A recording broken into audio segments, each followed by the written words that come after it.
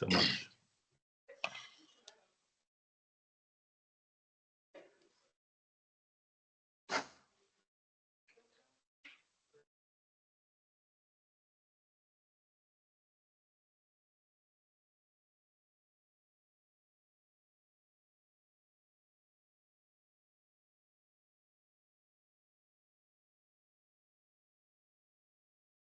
Hello, everyone. Good evening, good afternoon, depending from where you are connecting from, or maybe good morning if you are connecting from the US.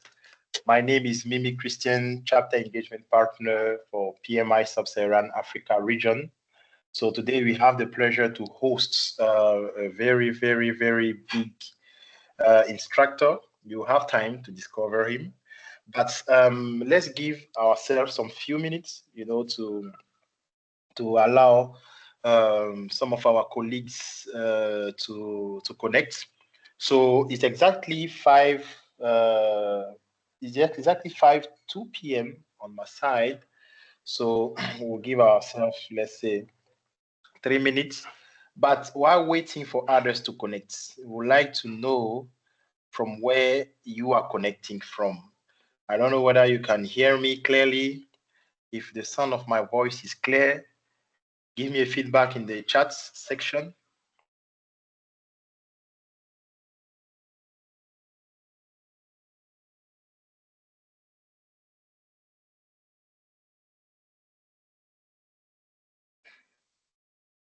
Great, great. Thank you, Rudy. All right. Thank you, Munondo.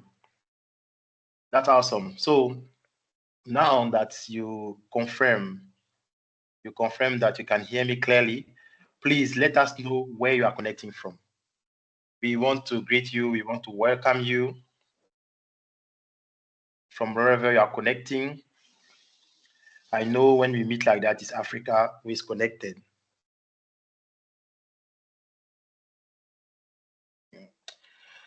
So yeah, we have Vitish from Mauritius. Hello, Vitish from Mauritius. I hope the weather is great there and you are also getting ready for your exam. Getting ready for your exam. Hello from Kampala. That's Humphrey. Renato from Paris. How are you, Renato? And we have Bomba Moussa de la Côte d'Ivoire. Bonsoir, Monsieur Moussa. We also have Millie from Zimbabwe. Yes, we have someone from the Czech Republic, Mr. Esowe Abalo. We'll have time to know you more in a few moments. Hello, somewhere from Zimbabwe. Ridi du Congo Brazzaville. Great to have you. Great to have you. Yeah, Lawal, the link has been shared in the Sub-Saharan WhatsApp group. Can you confirm if you can see it there? All right, so let's again welcome our other colleagues. Hello, Lerato from Pretoria, South Africa. Yeah, ready to host us in Cape Town in September for the Africa Conference, PMI Africa Conference. Yeah, and we have another one from South Africa, Ibrahim from Lagos, Sophie de la Côte d'Ivoire, Tuli from South Africa, awesome. Marie de la Côte d'Ivoire. Hey, we have Bonello from Port Elizabeth. Yeah, that's awesome. Rabiu from Ghana, Mr. Bergson from Ghana. We are greeting you. Thanks for joining. I guess we gave enough time because our instructor today has a lot to tell us. So while we are still welcoming the latecomers, let me confirm whether our instructor is live with us. Bonsoir, Monsieur Abalo. Bonsoir, Monsieur Christian. Hello to everyone. I hope you are all well and sound. Awesome. Are you ready? You can, in the meantime, tell me in the chat who's passing his or her exam during this month of February, just for me to know. how many of you are taking the exam this month? All right. So, Mimi, am I free to go?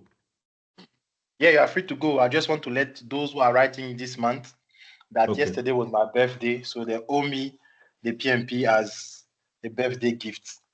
Oh, so you are born in February just like me.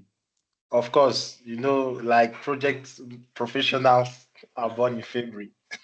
Okay. Good, good, good, good, good, good. In March, okay. You guys still have time. Good. All right. Okay, I'm taking the exam next week. All right. Alan, writing on Saturday. You should be fine. Today, hopefully, it will help somehow. So, all right. So, shall we? Can you all see my screen? Yes, sir. We can see your screen and the All right, beautiful picture. good.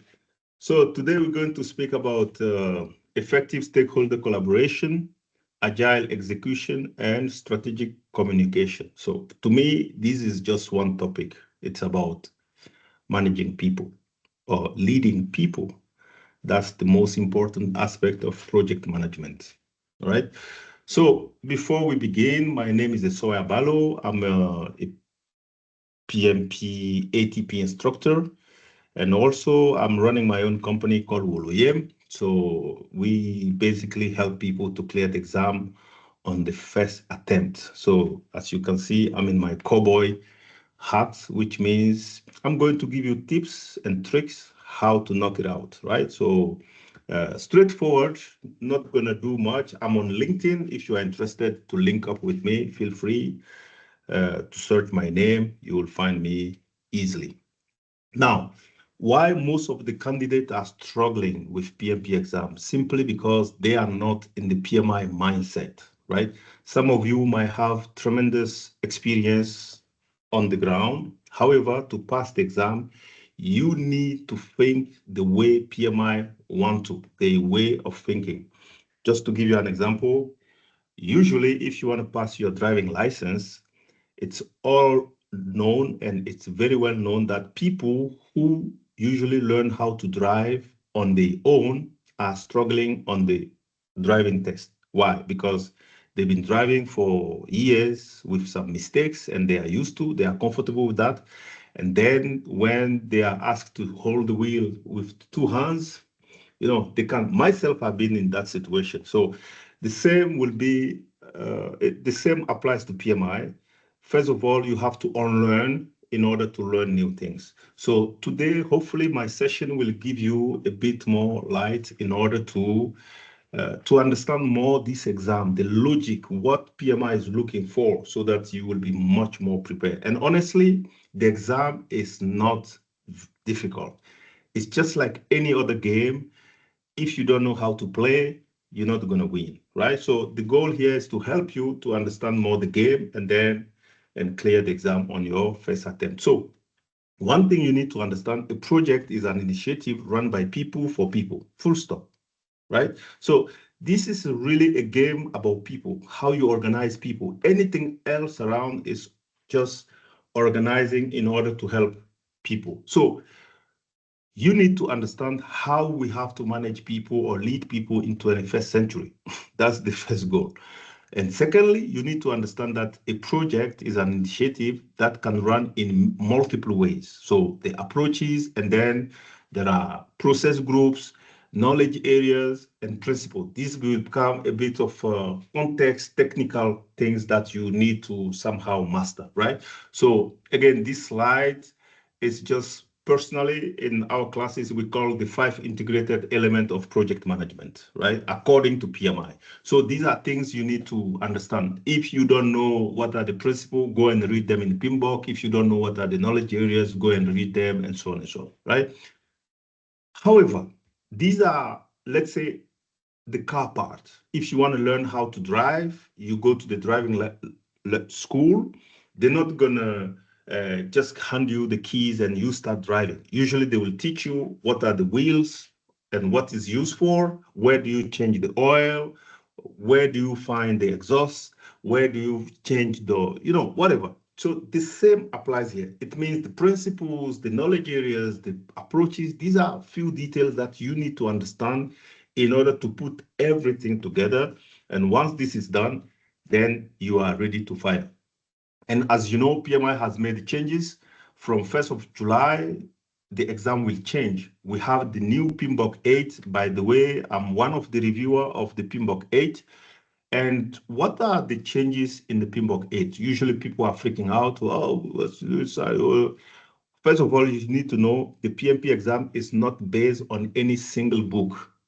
There's no need to read one book and think, I know this book by heart, I should pass the PMP. It doesn't work like that. The book is just a supporting material. Any kind of book is supporting material. And the changes that PMI has brought, basically nothing changes, right? It's the same 5 integrated elements. What have been changed?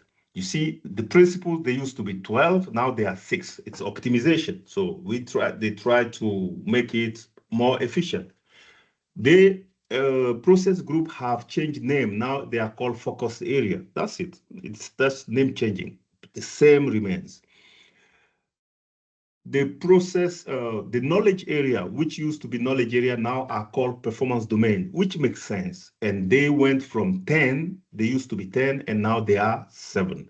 And then the approaches, it used to be detailed one, like 5 different approaches. Now they have been optimized to 3, but the game remained the same, right? The objective remained the same. So how the exam is structured, right? First of all, I need to change slides because I will come back to this slide later. Maybe I'll do it this way. My bad, because I decided to talk about a few things a bit later. So yeah, I will reshuffle my slide just quickly. Okay, can you still see my screen or it's gone? Probably it's gone. Let me reshare again. No, the screen is gone. We can see you and your beautiful hats. Yes, thank you. So the exam in 2026, right? Usually people expect things to change. So the PMP exam is based on one single book called the PMP Examination Content Outline. And for PMI to certify that you are a professional in project management, they will assess you in 3 main things. Now we will say 4. The first thing would be your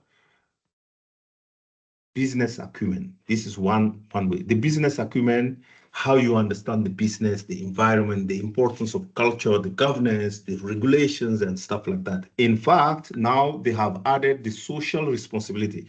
Nowadays, it's not enough to just run a project and have a beautiful building. You need to, this building must respect certain regulations, certain, sustainabilities and stuff like that, right? Secondly, they will test your ways of working, whether you understand how to manage different type of project, agile project, predictive project, and so on, hybrid project. So they will test you if you understand the processes and so on. It means you could read any kind of project management book to strengthen your understanding in these areas.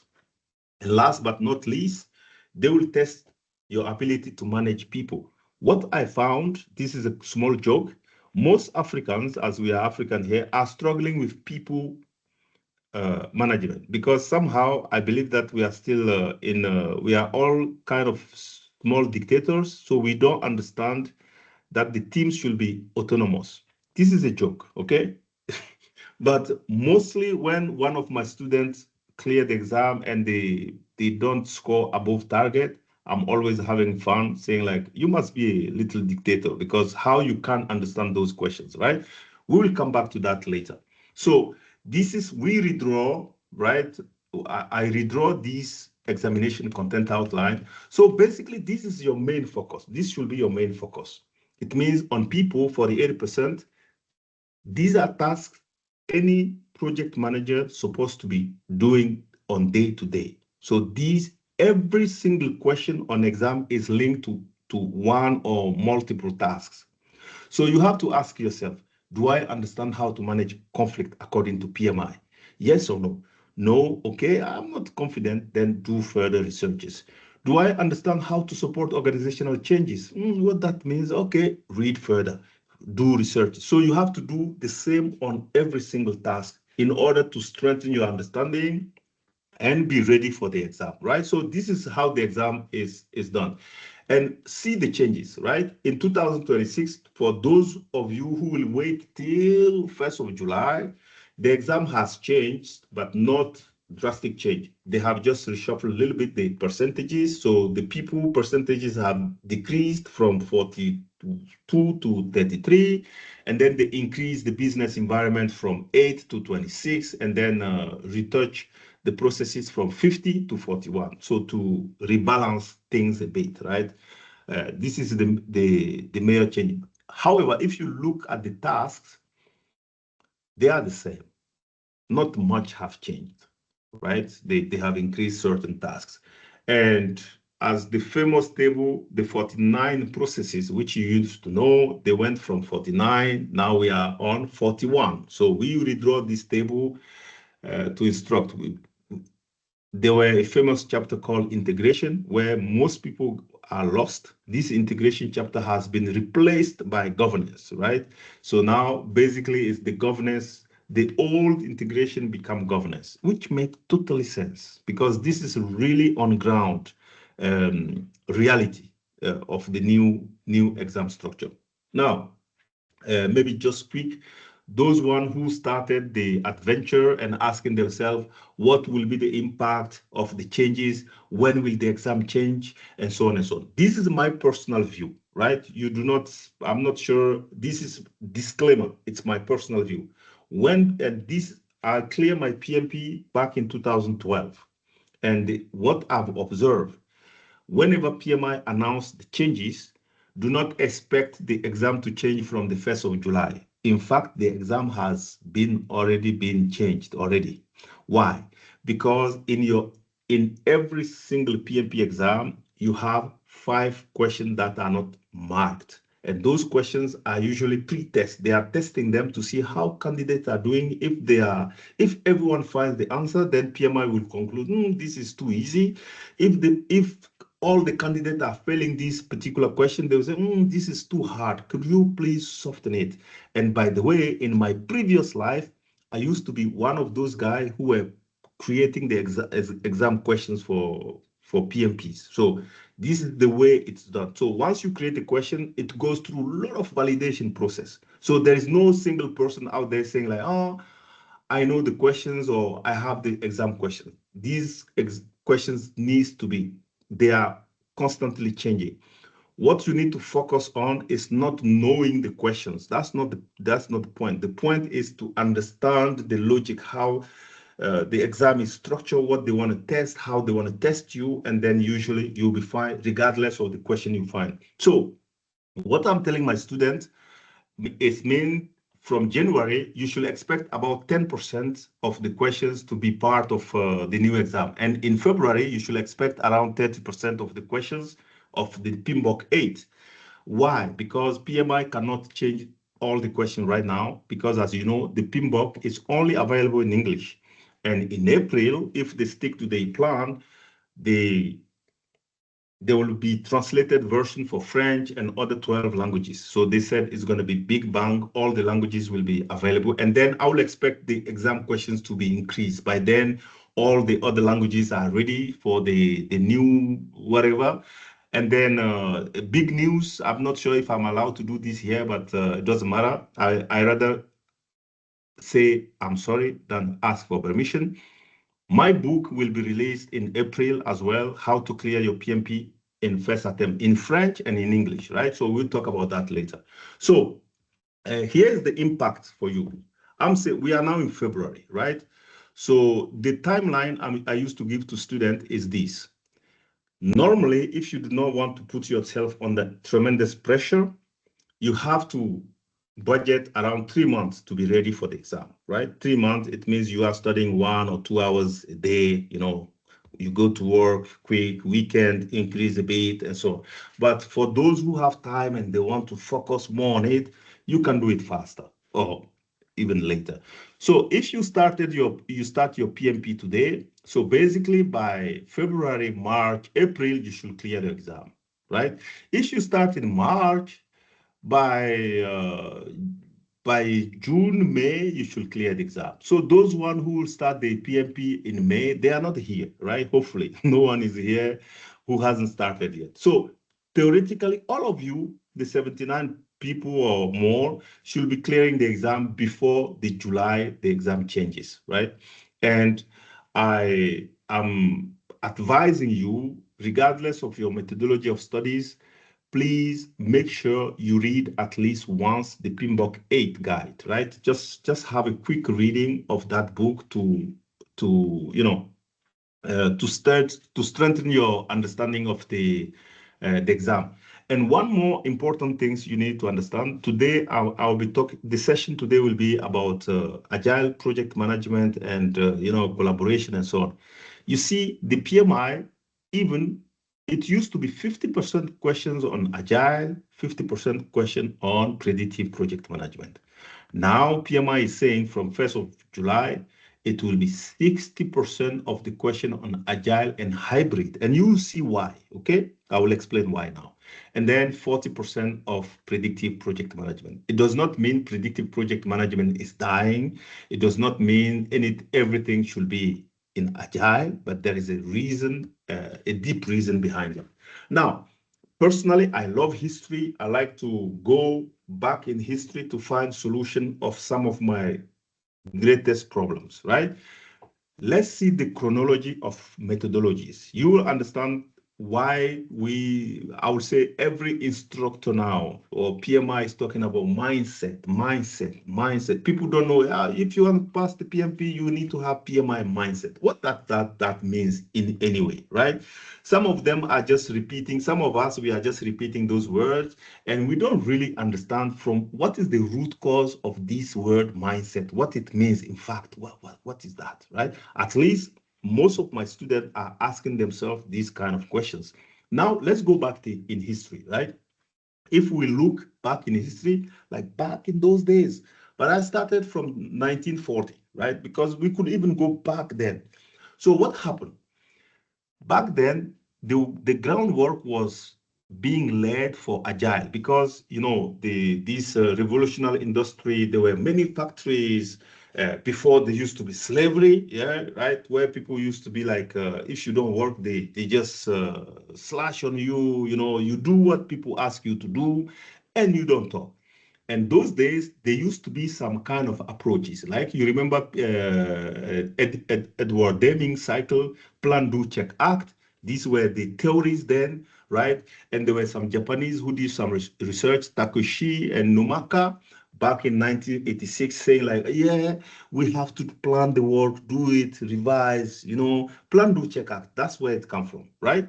And then as the time goes by, and you see why these changes are happening, right? Then around 1991 to 2000, we started to have traditional waterfall is being questioned, right? Is it correct the way we are managing the project? We just find out that things are not working how we can't really plan everything and so on. People start to question themselves whether those methodologies are correct. And that's where we start having new methodologies like Scrum, Crystal. Nowadays, I would say there are more than 50 agile frameworks, right? There are 50 of them, but basically it's the same. And then I remember when I was preparing my PMP, back then I was working for IBM.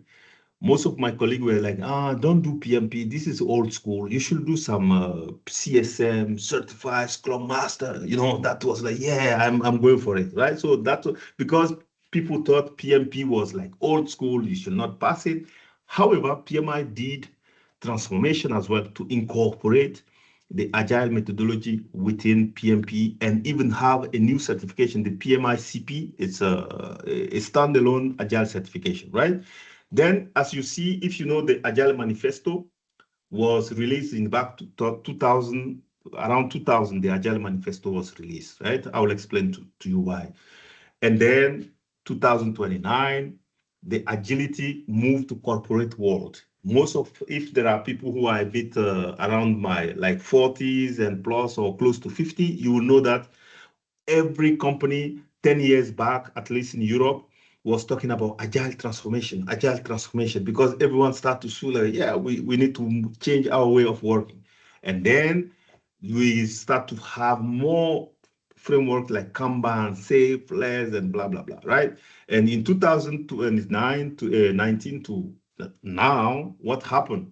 We are talking about agile is becoming strategic mindset, right? So this is the trend we are seeing back then. But why these changes are happening? Who knows why this happens? Any ideas? Can you write there? Why do you think this framework have been changing all along? Anyone has an idea why? Write in the comment section quickly, right? Now, before until you write, I know it takes some there are some delay until you write, but we'll see what changes. Why? Projects have changed. Not really project. Projects have been the same. Projects are something that we want to get result out of something. It's not really related to project themselves, but something has changed. Who knows?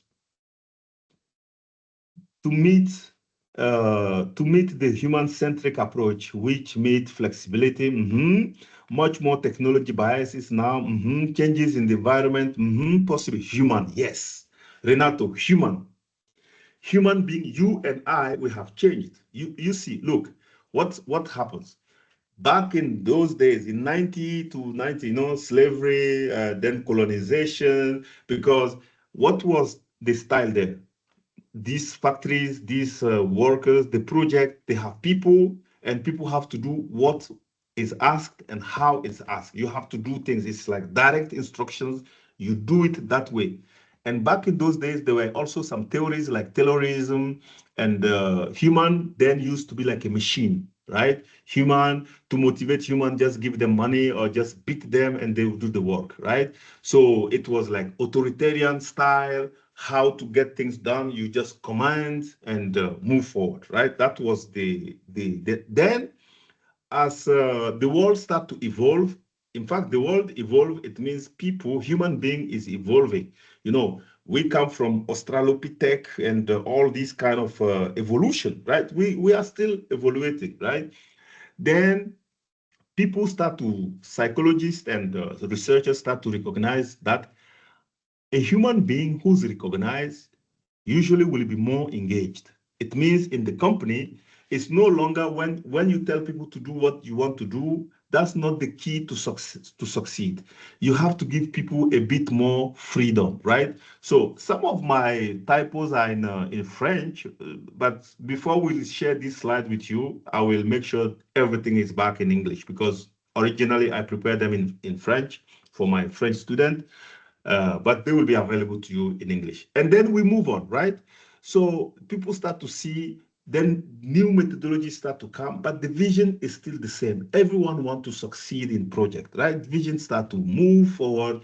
We start to have new theories like theory X, theory Y, Hesberg. We need to motivate people. You need to give them some nice space to work on, and so on and so on, right? And then the management style start to move. We start delegating things to people, giving people to more stuff, right?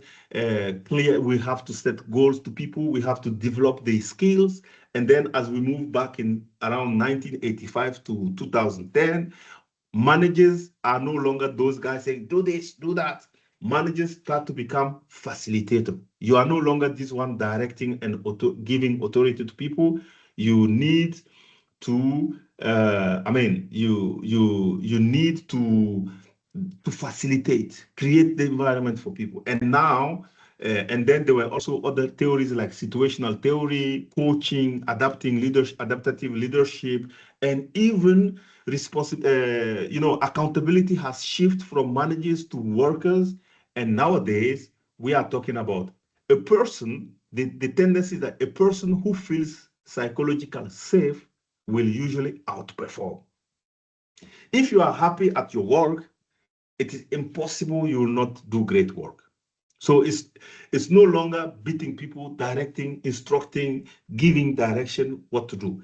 And this is what drove all these changes, agile methodology. And as you see, if you look at agile methodologies, what are they talking about? Collaboration. We have to collaborate because no one really likes when someone is telling him what to do. No one likes that, right? People want to feel important. And if you see even Maslow pyramid, the human being moved from, I was reading some article, an average you and I, we live 100 times better than kings 100 years ago. You understand? 100 years ago, only kings were able to bath with hot water.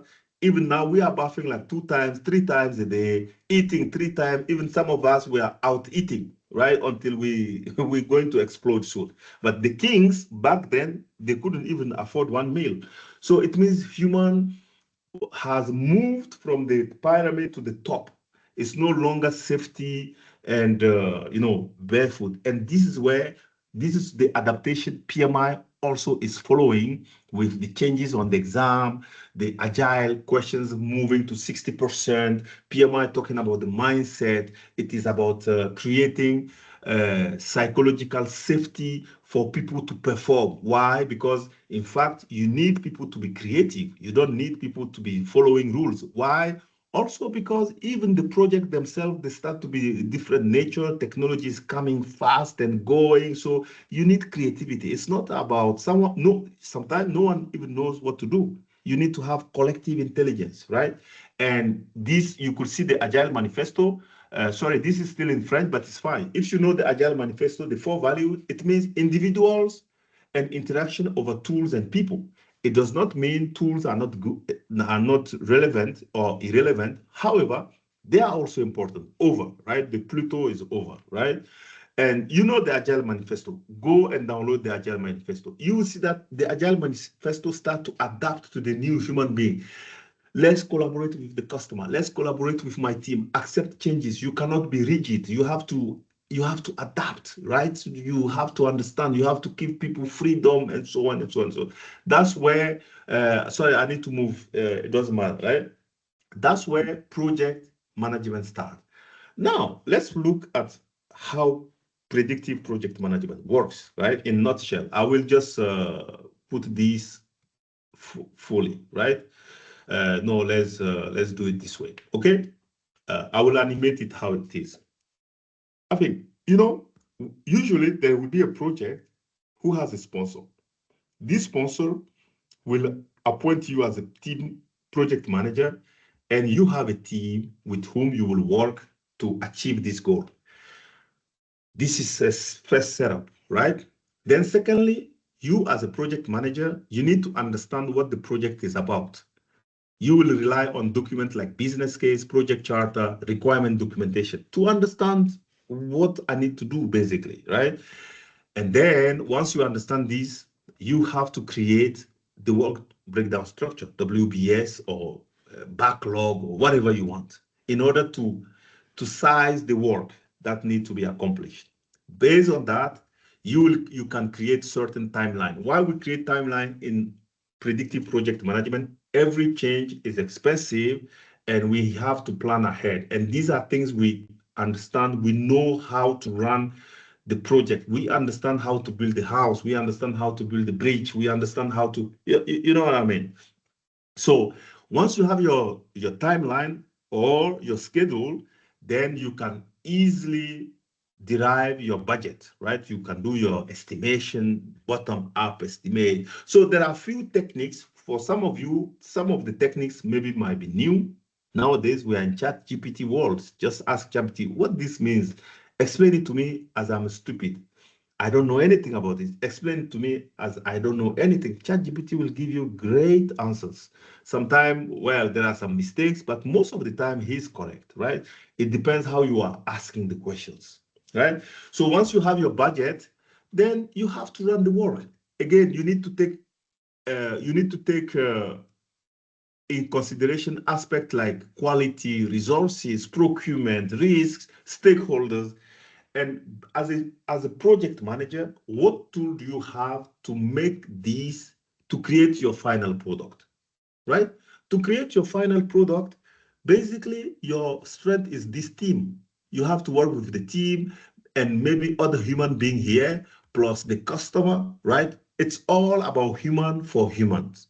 Then you need what? You need to use tools like leadership, management, communication, and put some processes plus reporting in order to move things forward. That's what we do every day, right? It's about communicating.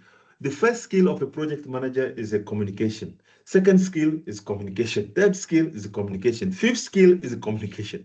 Communication via different method. Right now, I'm presenting this way.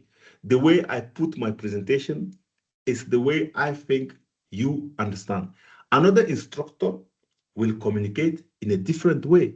Maybe you will understand much, much simpler, maybe much complicated. But as a project manager, you need to sharpen your communication style, methodologies, tools, and so on and so on. So this is what we are doing. Now, if you are in this kind of setup, what PMI will ask you?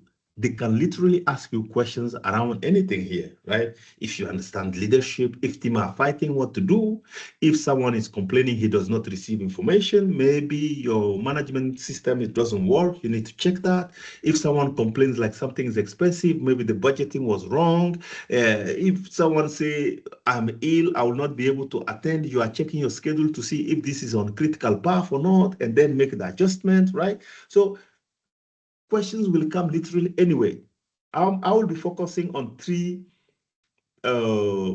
ECO tasks, and hopefully the mechanics I will show you, you can use the same mechanics on every other task to be well prepared, especially the one passing the exam on Saturday, or Saturday is tomorrow, so it's too late. Just enjoy the session now, but hopefully these small tips will give you better way of thinking around the questions, right? I'll show you how to depict the questions, how to go around the question. So this is how we manage Agile project. And basically why we have the steering committee, the change control board, because we need to control what is coming in and what is coming out, because the scope is clear. Changes are not allowed anyhow, right? However, how do you lead people here? It's the same principle. If people are happy, they will do better work. So imagine you have someone working here and this person is stressed, right? You are this kind of authoritarian leader, shouting and screaming all the time. This guy will not perform well. So eventually this task will be late and it will impact others. And you can scream how you want, because human being is not ready to be screamed at now, like in 2026. However, if you will use um, servant leadership, tell the person how great you are, I trust you, you can do great work, then even themselves, they will find innovative way to even do this task very fast. They say, look, why are we doing this way? Why we cannot start with this one? Because this one is very, very important. I think if we start with it, then the whole schedule will go. So this is what is called team collaboration. And this kind of things start to work because everyone feels important. They will contribute for you to move forward. So on the exam, when they ask you like, you as a project manager, you did a plan, and then one of your team member is coming to ask for changes because he feels he's not, say, no, stick to the plan. You get it wrong, right? You understand the point. Like then you are not being a leader, you are just being an all right. So you are not being a leader. The same. So technically, questions could come anywhere. Risks, you need to understand what are risks, the processes, stakeholders, the same, communication, the same. So basically, right? Now let's move on to Agile project management. In Agile, the whole setup is a bit different. Why? Because from start, we even don't know the full scope. Instead of making a long plan, which will change eventually the next week, we say, okay, let's build a backlog and let's have someone responsible to the backlog. So it means the product owner who prioritize the backlog. And you as a project manager, you will be leading a team of people who will be working on the increment, right? So this team will be working on increment, right? So they will take a little chunk, put it in the sprint backlog or iteration backlog and start working on it. And the goal is to have something, to deliver something done, releasable software, which will then be deployed or not, right, in some whatever, right? And this is how you work and keep deploying. That's it. So on the exam, agile questions are the most easiest questions you can even ever encounter. So it means when PMI is saying the agile questions are moving to 60%, to me, if someone understands this mindset, the exam will be, I think the goal of PMI is not to make it easy or hard. They just make sure you are great project managers and you can do well on the ground, because at the end of the day, the final result is what you do on day-to-day basis. It's not the paper you have. Oh, I'm certified, I do this. People need to feel the impact that yes, you know how to run things, you do it well. So on the exam, agile questions, why some people, especially my brothers and sisters from civil engineering and all those hard projects, they struggle to understand that human being is is no authority. Because yes, if you look at an engineer, he knows, he plans his stuff, and he doesn't like you when you mess it up, right? Like he, yeah, do it this way, do that way. So in agile, your way of thinking should be different, because in fact no one knows what to do. So this guy and the team should collaborate and discuss often to see what is the best way. Customer is somewhere, keep adding things anyhow, anytime they want, right? They keep adding things. So you have to, even here, your mindset about collaborating, listening, and understanding should be even greater, because you don't have a predictive product that, okay, at least we know the process to get there. Here, things could change anytime, and you need people to constantly be discussing. So the question will be from basic question, whether you know certain techniques or not, or if you even know, you know what means definition of ready, definition of done, like this basic stuff. If you know them, right, from the definition. But in terms of collaboration, you as a project manager here, your job is to help these people to work, to follow the processes. And your job also is to coach this guy to also follow the process, because sometimes there will be tendency for a product owner to push more things on the team, and then you'll be like, oh look, if you push it on them, then you are pressurizing them too much and they might not perform well. And this is the whole mindset about, right? So this is it. And there will be some technical questions like what is estimation technique, prioritization technique, retrospectives, and so on and so on and so on. That's it, right? So once you understand here, this is the same, right? So this is the same way. And PMI, the good thing with PMI is not stick to one methodology, right? The question of PMI, PMP is not on one methodology. So the Scrum, the Kanban, this discipline agile, extreme programming, safe, all this is inside PMP.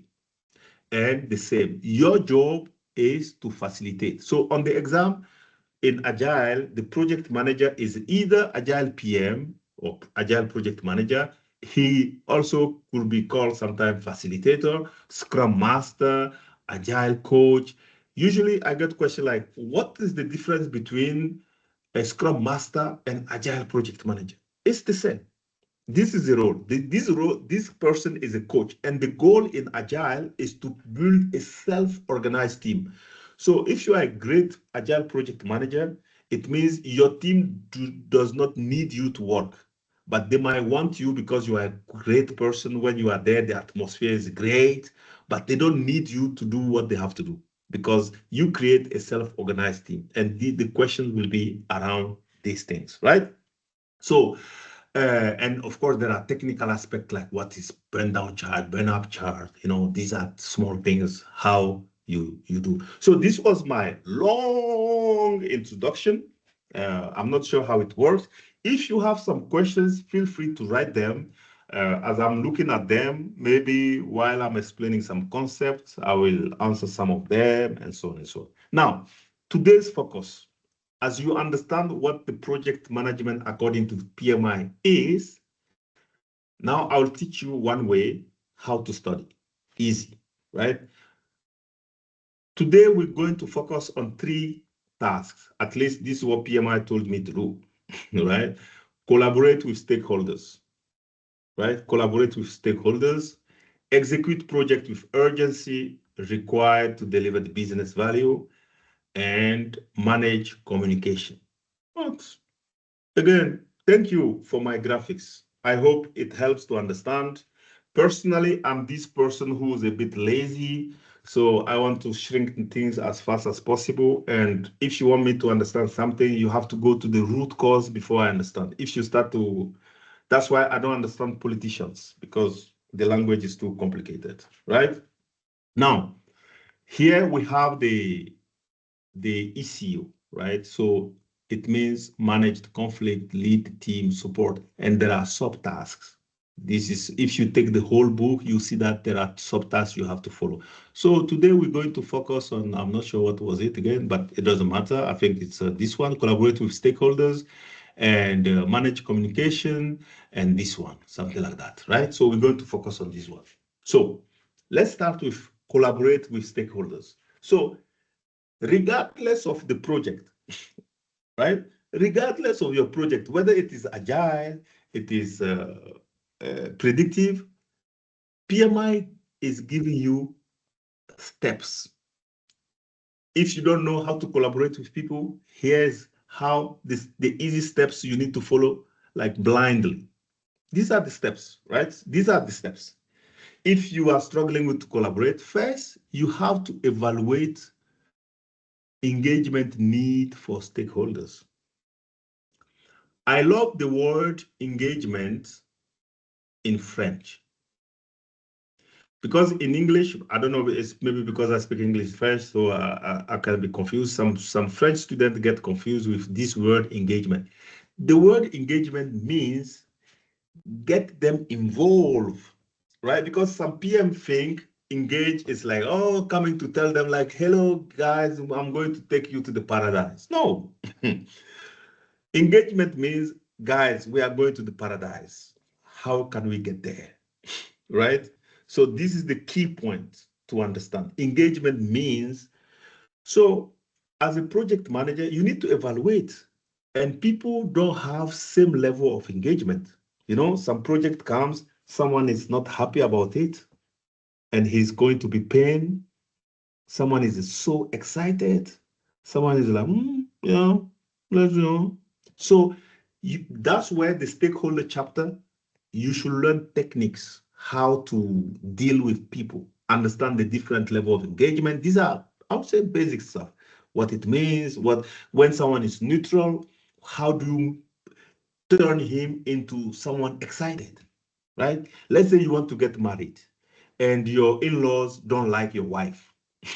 So the question is, how do you make your in-law start at least accepting the wedding? It's the same. You will use techniques. Maybe you will go to some neighbors, like, please talk to my father, talk to her father, because it's the same. So if you start to run a project as a project manager and you don't know these techniques, what will happen? You just go inside, and then usually human mistake can be unrecoverable. Because if you hurt someone's feelings, good luck to recover it back, right? That's why you have to walk like you are walking on eggs.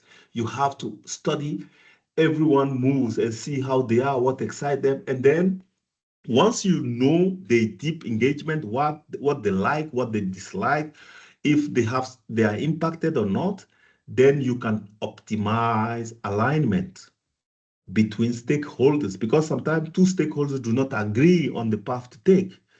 You can align the expectation. You can then align the objectives. And if you do this with care and as a leader, ultimately, it is easy. You build influence. People start to listen to you, guys. Okay, this is how you move things forward. So on the exam, PMI could ask you literally anything. Like, we will see how the questions are coming. The questions could there are mostly three types of questions, right? Three types of questions. There are questions which will ask you what the project manager should do first, right? First, last, next, it's the same. They just want to understand the steps. If you understand the steps, that's it. Second type of question, what the project manager should do to avoid XYZ happening. The answer is a plan, whatever plan that could be. Because we plan to avoid problems. And the third and most of the questions are, what should the project manager do? And these type of questions are requiring you to provide an answer, a solution, how to solve these problems, right? Now, when we see how do we recognize this type of question on the exam, collaborate with stakeholders, right? First and most, there are steps. How do you evaluate? So on the exam, what the exam is testing, first, they will check your ability to analyze stakeholders. So the question could be if you know stakeholder map, those techniques, influence, interest grid, the 3D dimension, the dimension techniques. So read about those techniques if you know how to map them. Things you should avoid when you see pushing communication on people without analysis, like communicating without understanding the root cause. This is wrong, because if you do that, then you are navigating blindly, right? Assume same for all. I send you an email, why you didn't see it, right? Okay, you can do that, but maybe someone doesn't read emails. That's why there are multiple ways of communicating. There is nothing like over communicating, right? So these is things you have to pay attention. We will check more. Then, how do you optimize alignment? Question will become around optimization. So skill, they will check if your skill or the skill aligning expectation with the project objectives. So alignment is what?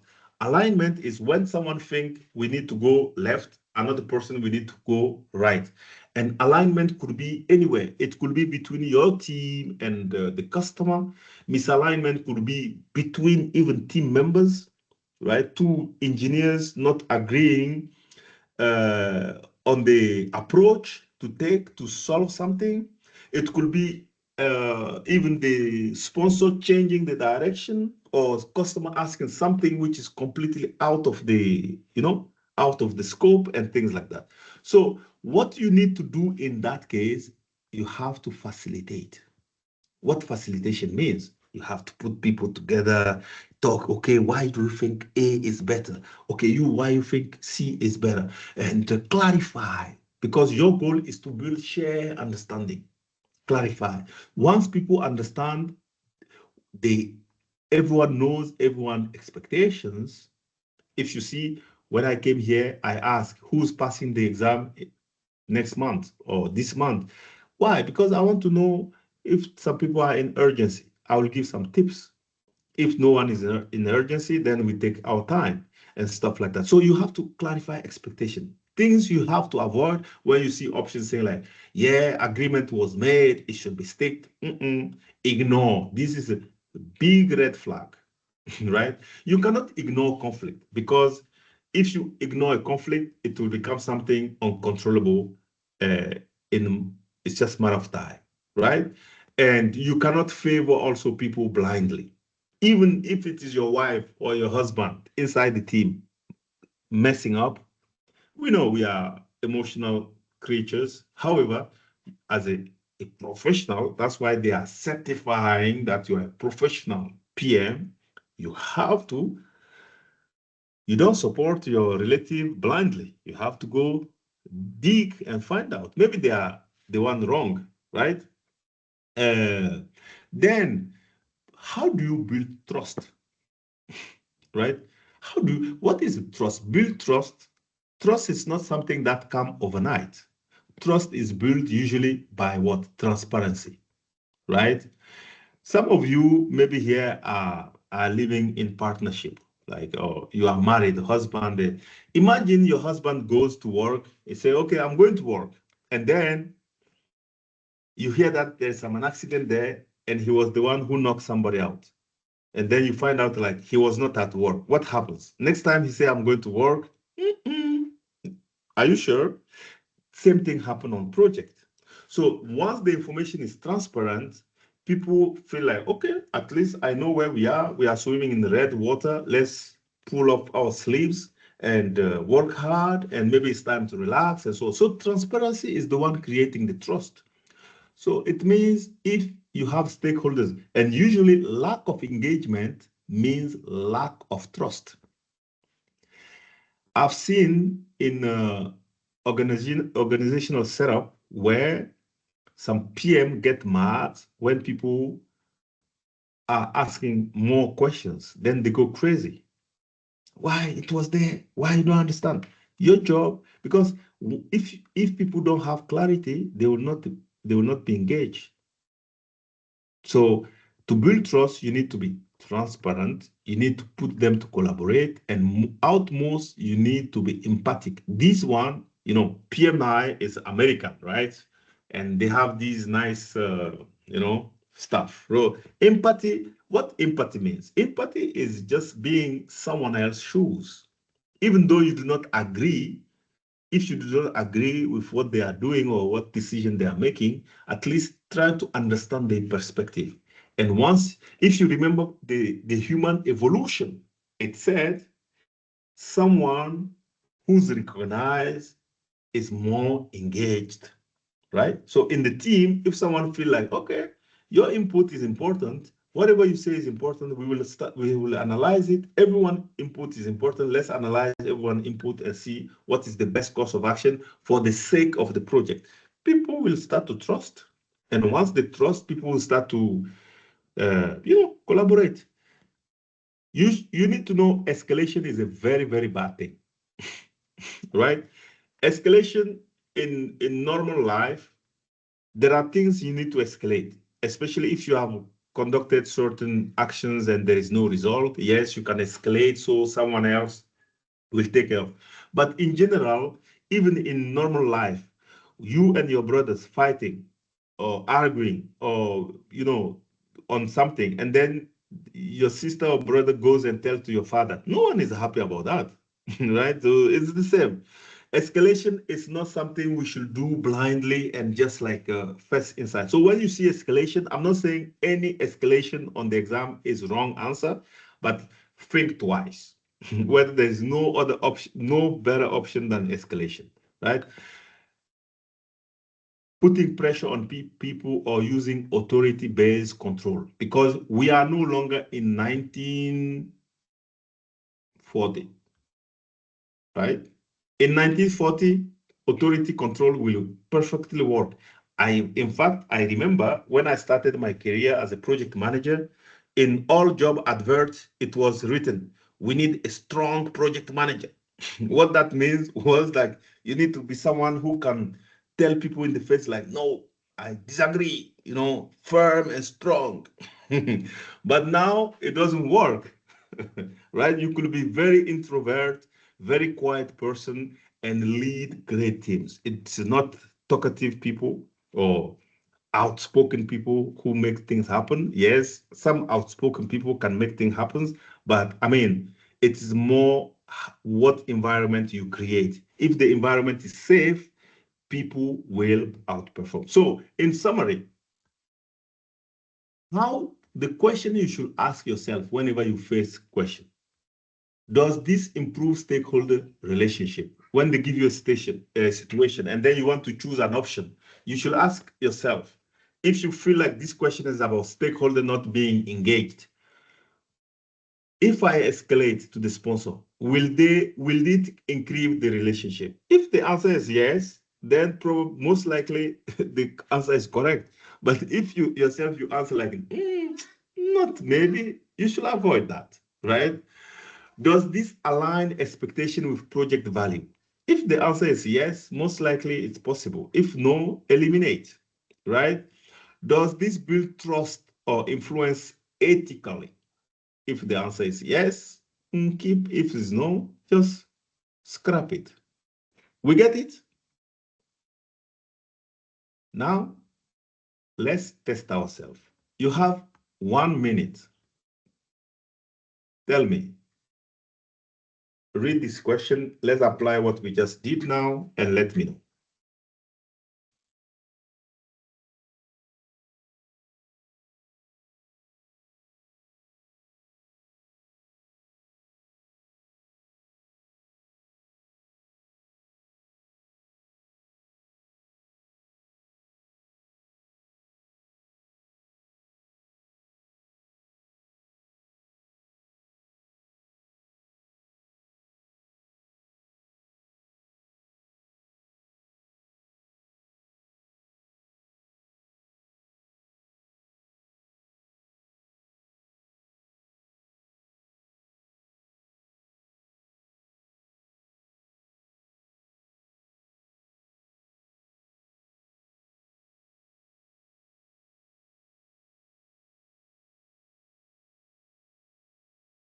Perfect. So this question could be perceived easy if you follow whatever we said. It's easy, and this is why how our students are crushing the PMP exam. We get feedback like, oh, I failed before, and this time I even got scared because the exams look so easy. I'm not sure, I wasn't sure whether I was right or I was doing something wrong. Everything become easy. In fact, things didn't become easy. Your understanding level has increased. So before we depict this question, I've seen a question someone asked, how do you evaluate engagement level of a team members? Very easy. You have many tools.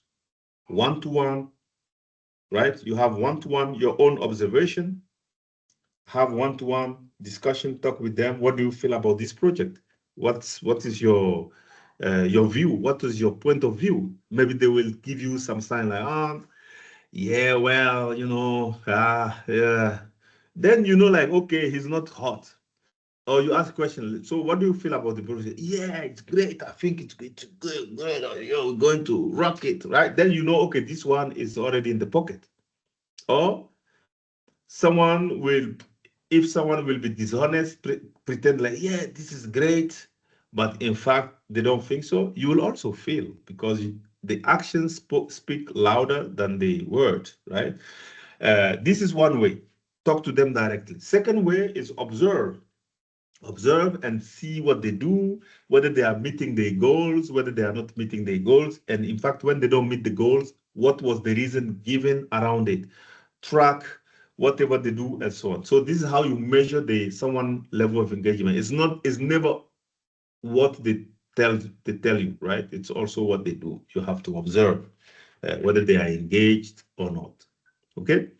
So now let's look at the question. So in this question, what should the project manager do next, right? So when you see what the project manager should do next, it simply means they are testing your steps. So it means in the ECO, right? If I go back to ECO, it means this question is testing either maybe the situation is here and next will be here, right? Or maybe the situation is here and the next is here, or vice versa. You understand? So this is how you need to understand this stuff. Okay. So if we go back to the question, um, once you know what should the project manager do first, then you ask, a project manager is leading a hybrid project with multiple internal projects. Recently, several stakeholders expressed dissatisfaction, stating that project in outcome no longer reflect the expectation. So it's a misalignment, right? So the project manager want to realign stakeholder while maintaining trust and ensuring the project objective are met. So if you look here, we are talking about expectation. What do we do when the expectations are not met? We want to realign them. What we should do, we should facilitate, we should clarify, we should negotiate, we should balance, right? So I'm happy all of you get it wrong. Hey, I mean, all of you got it right? So we have to review the stakeholder engagement plan because that's what we thought they are, but we see on the ground that they no longer agree with that. So we have to reassess that, discuss openly with them. Why we don't escalate, we remember, right? Why we don't escalate? Escalate will break the trust. If you escalate, then they don't trust you anymore, right? Increased frequency of status report does not solve the problem. It is just like increasing communication does not increase the engagement. It's just like, in fact, it will even piss them off, right? Continue executing the project plan to avoid further delay. This means you are simply ignoring the situation and it will get worse, right? So, of course, I would say this question is pretty forward, not too much complicated. We can have some much more complicated question, but let's move forward, okay, to the next task. Is this clear to everyone? Do we understand the methodology, the style? Is it clear to all of you? Good. Now, second task, execute project with urgency required to deliver business value.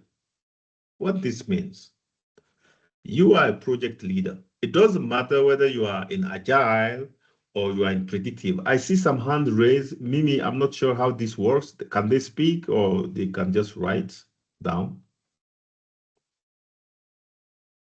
All right. So actually, we deactivated the mic of all The attendee? participants. Yeah, Mhm. yeah, to avoid that there's going to be any Yeah. background noise.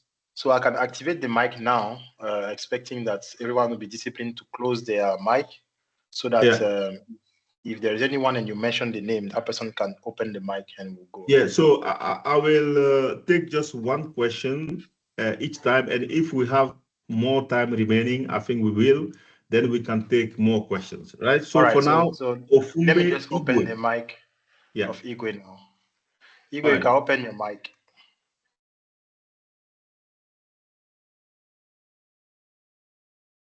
Hello, Unless, Igwe, you can open your mic and ask your question. okay. So let's move on. Okay. But anyway, let's mute all the mic. I will try to go a bit faster and reserve more time for questions. Okay. So we can have open conversation. All right. Sure, that Now, works. second task, execute project with urgency required to deliver the business value. As a project manager, your job is really to make sure project is executed under the urgency required. So what it means, if the business say this must be quick to the market, if you are running a project which is like quick to the market, now we have like AI projects that every company want to outsmart the competition, they have to go fast. Of course, there will be hype on this project.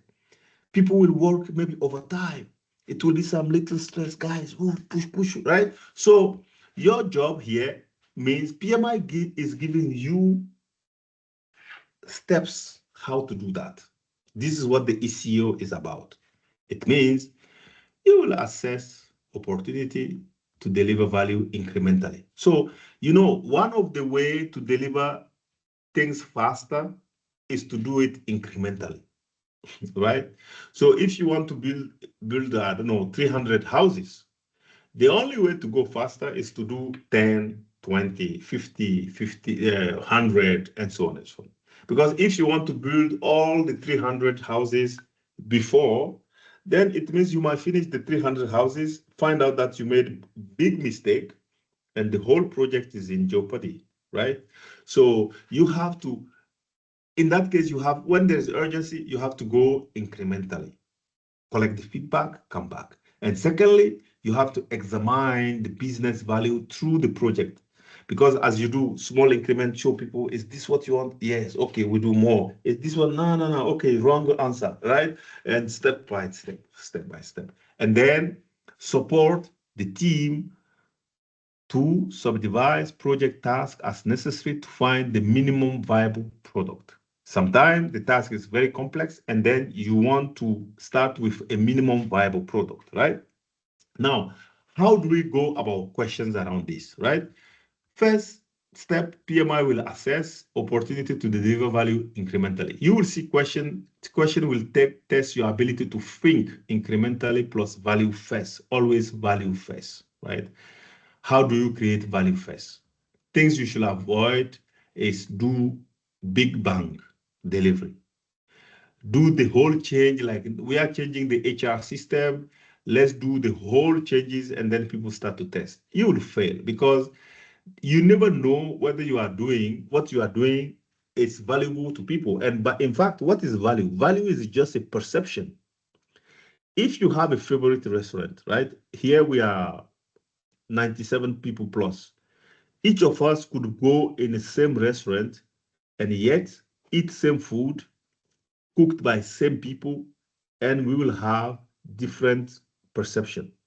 Someone will say, "Oh, it was delicious." Someone will say, "Ah, bah, my mom cooked it better. My wife does it better." Right? Someone will say, "Oh, it was all right. Oh, it's too expensive." It's the same like this session. Some of you will find it, wow, it was great. Someone will say, he was talking too much. Someone will say, I know these things, right? So that's the reason why, since value is a perception, you cannot just assume everyone will like it. So you have to go incrementally, ask questions, readjust, and so on and so on, right? So things you have to do: early delivery, slicing work, with MVPs, prototypes, and so on and so on and so on and so on. This is the kind of answers you will be checking. How do you examine business value throughout the project? First, you need to, there is a famous say: you cannot improve things you do not measure, right? So you have to do what? Track, continuous tracking, what you do, not on time justification. So things you have to avoid: business case is already approved, so no, we can't change. Okay? Because in fact, everything is changeable. PMI has redefined the project success, and hopefully you have read it. There is now more. How do you achieve more? You achieve more simply by listening to people, by aligning to them, and so on and so on. So things you have to be like the green flag on the exam. It's review the benefit, right? Someone want to change something. Okay, fine. Let's review what benefit this one is bringing. Maybe it's a greater benefit. Then we adjust. Maybe it's less beneficial. Then we say, okay, maybe it's not the right time to do that, right? And feedback loops are done for that. So feedback allow you to know what they want, and then value reassessment. Constantly reassess, assess, reassess, reassess. So when you see word like benefit review, feedback loop, value reassessment, this should be green flag. It means you don't just eliminate this kind of stuff blindly, right? Or it is approved, no, ignore, tell the customer or tell the stakeholder this is already approved by the sponsor and stuff. You don't do things, this kind of thing. How do you support the team to find the MVP? Simply by being a servant leader. Because in fact, even yourself, you don't know. Your goal is to say like, okay, what do you need? Oh, I need new PC. Okay, here's the new PC. What do you want? Oh, I need to go to the hospital because I didn't feel well. Yeah, leave the work, go. And then they feel better, they come and they work hard. Your job is not done. No, you don't finish. If you don't finish this, you are not leaving. Right? And then they might sit there and say, did he tell me that? Okay. They will sit there and they don't do the work. Or what will happen next time they see an error or incident, they will not say anything. They say, if I speak, it might bring me trouble, right? So that's why servant leadership is important, and having people to think about product, thinking holistically will help, right? And one way to think holistically is to really to decompose the project either through a backlog, right? Or either through a WBS, or other means of decomposition the whole work. So the work is visible and people know what to do. Things you should avoid: PM defining MVP alone, right? This work, you are not alone, you work with a team. In fact, the team has more power than yourself, right?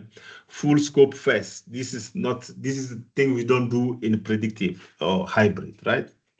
Okay. Now, in nutshell, nutshell, sorry, does the question you should be asking yourself, right? The question you should be asking yourself: does this accelerate business value delivery? If the answer is yes, then keep. If the no, you say eliminate. Does this support incremental MVP? Oh, yeah. Okay, keep. No, eliminate. Does this empower the team? If I take this option, does this option make the team do more? Yes, okay, keep it, and no, eliminate. So one thing you need to know: certain PMP exam, you have like, let's say, A, B, C, and D. And you see this is doable, this is yes, and maybe just this is no, right? These are the hardest questions, because then you got confused. Yeah, but this doesn't. So you have to once you are in this kind of situation, you need to check the best suitable option to the situation described, right? In real life, they might all be yes, but might not be suitable in that particular situation. Okay, so let's test ourselves quickly based on what we just said and see. how you do.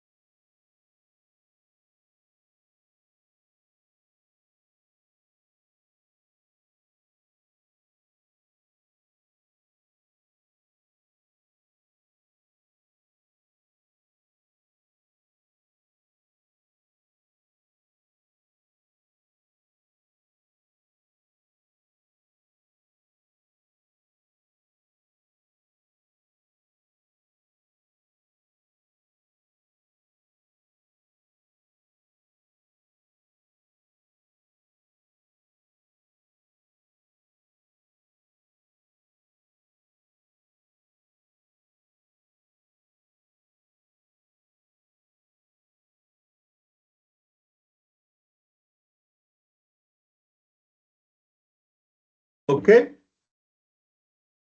so let's see. Which type of question is it? What should the project manager do? Right? It means we are here to find a solution to this question.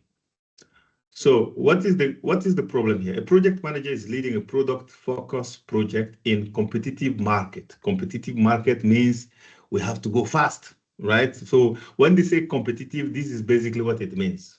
Urgency. The urgency here is that you have to be fast somehow.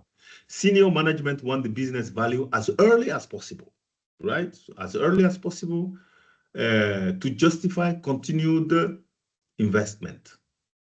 The team is unsure how to structure the work to meet these expectations. What should you do? Right? I've seen many people now.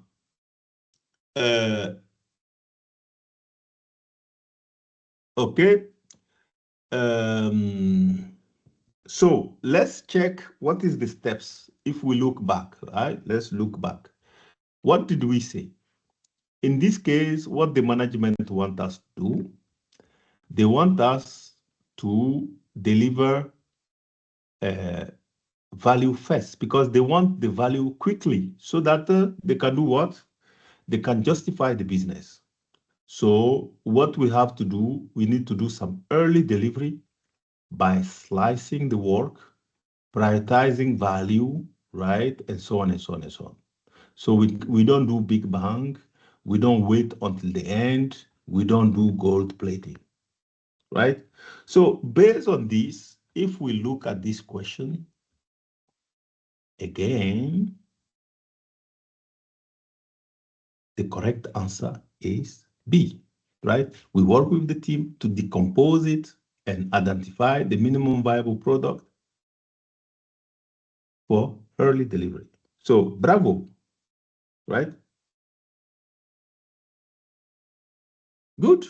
So either my questions are too easy, or you are very good, or I'm a very good explainer.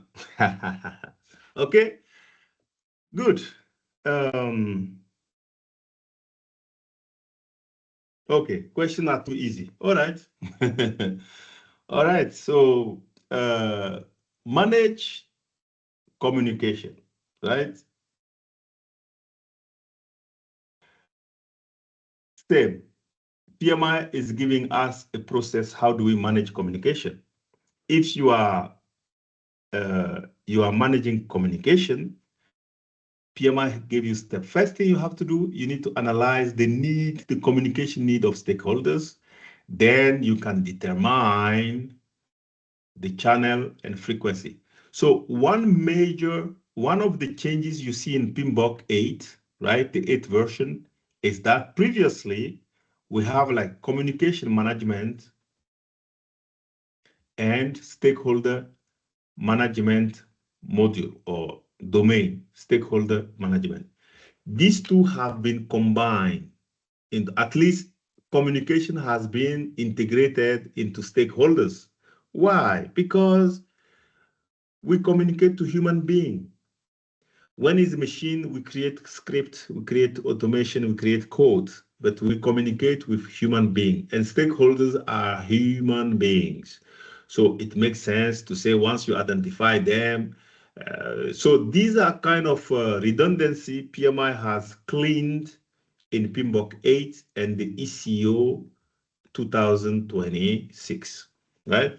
So these are the steps. So once we determine the stakeholder communication need, we need to determine which is the best channel for them, the frequency they want it, the level of detail they want, and so on and so on. And then communicate project information and update project effectively, right? And then we can confirm. Once we send the communication, we see like, oh, this is not what they want. Then we can confirm, understand, and receive feedback and adjust and so on and so on and so on, right? So this is how it goes. Now, on the exam, again, these questions are pretty easy. First, how do we analyze the communication need? First thing is we need to talk to people. Or there is something called, this is one of very big word. I mean, if you take the PMP exam and you do the word cloud or cloud, whatever, you will see that analysis will be one of them, which will be very big because analysis is something we do a lot. And analysis means many things. Analysis could be talking to someone one-to-one. It could be reviewing the data. It will be, I don't know, having a meeting so people can elaborate further, right? And so on and so on. So that's what it means. Then one thing you don't do, one size fit all. Assume that once I set up the email communication or whiteboard or whatever, it should be sufficient to people, right? Uh, Second one, determining the method and frequency. Again, how do we do that? We need to find the right channel by talking to people, discussing, analyzing. Things we don't do, same channel for everyone, right? So you see that questions like this shouldn't even worry anyone. And I hope the one passing the exam tomorrow, once you clear your exam above target, you can share it with us and celebrate, okay? And same goes to all of you attending this call. That's my expectation. Communicate effectively. How do we communicate effectively? What is effective communication? Effective communication is transmitting the right information to the right person through the right channel on the right time. So if one of these steps is wrong, then there is a problem. So if I take the right information, I communicate it to the right person, but I use the wrong time, there is a problem. If I use the correct information, right person, right channel, but using wrong channel, there is a problem. So you have to make sure all these steps are well executed. So transparency create clarity, clarity create trust, right? So info dumping, passive, someone say, I didn't receive the report here again. You not checking why he even didn't receive it in the first place. Maybe he's not allowed to take this to get this information, right? Maybe he's not entitled to this question, this information. Role-based access. Your job is to protect the information. So if you send the right information in the wrong hands, then you mess up, right? So maybe he's entitled to the information, but there were a problem with the channel, and so on and so on. Okay, and then we communicate effectively by doing what? We confirm and understand feedback by doing what?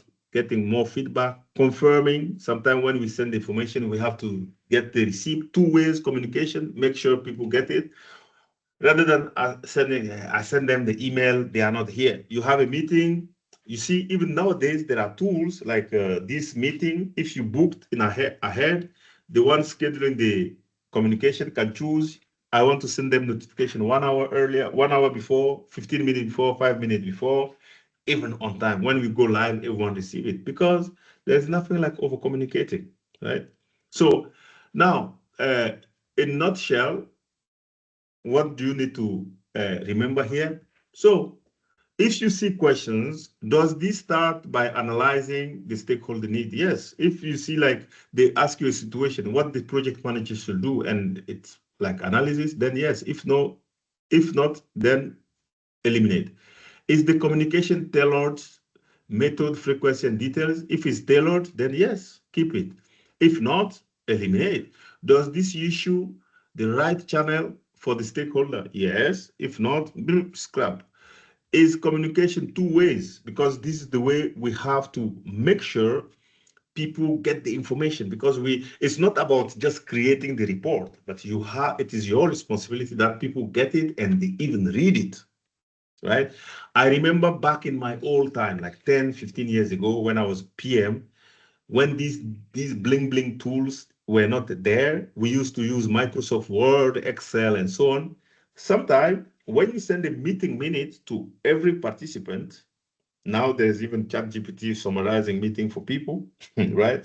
So once you send the email, you have to request everyone to send you, yes, I receive, or yes, I approve, yes, I approve, yes, I approve. And then you download all these, yes, I approve, and store them. At least, like X agree, he received it. Y didn't, and so on and so on, right? Now we have so many tools making life easier, okay? Does the does it confirm the message was understood? Does it reduce confusion instead of adding noise? So if it's yes, and so on and so on. So let's do hopefully not an easy question. Last one, okay? At least in my question, then we have like 30 more minutes for open questions.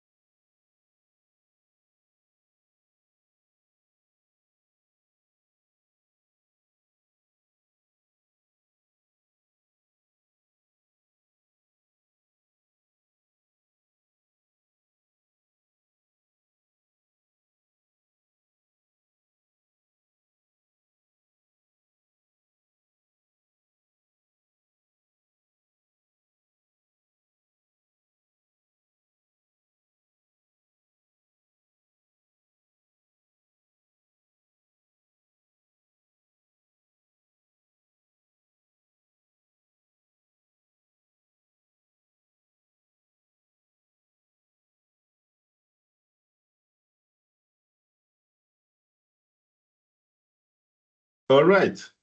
So the question is asking, what should the project manager do next?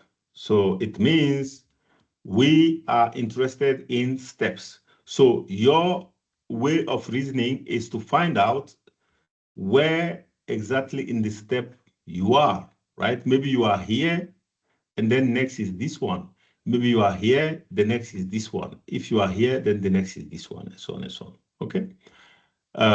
So if we see the situation is that project manager is leading hybrid project in geographical distributed stakeholder, although the communication management plan is being followed and regularly status report are allowed on time, stakeholder continue to misinterpret project decision and raise concern late in the project life cycle. So people are following things, then they are doing something else. So it means somehow the information is not being passed through, right? The information is not being delivered because the action does not show that they are doing what they're supposed to do, right? In this case, what you do next is simple, right? You need to reassess what happened because you cannot give a solution without knowing what happened. So it's easy. And in fact, believe me, if you follow these tricks, this way of studying, this is how you will find the PMP exam. You feel, oh, it's so easy, right? Uh, yeah. So I would say this is what I prepare for you today, right? Okay, it looks like I have another question. So let's do this last one. Okay. Yeah.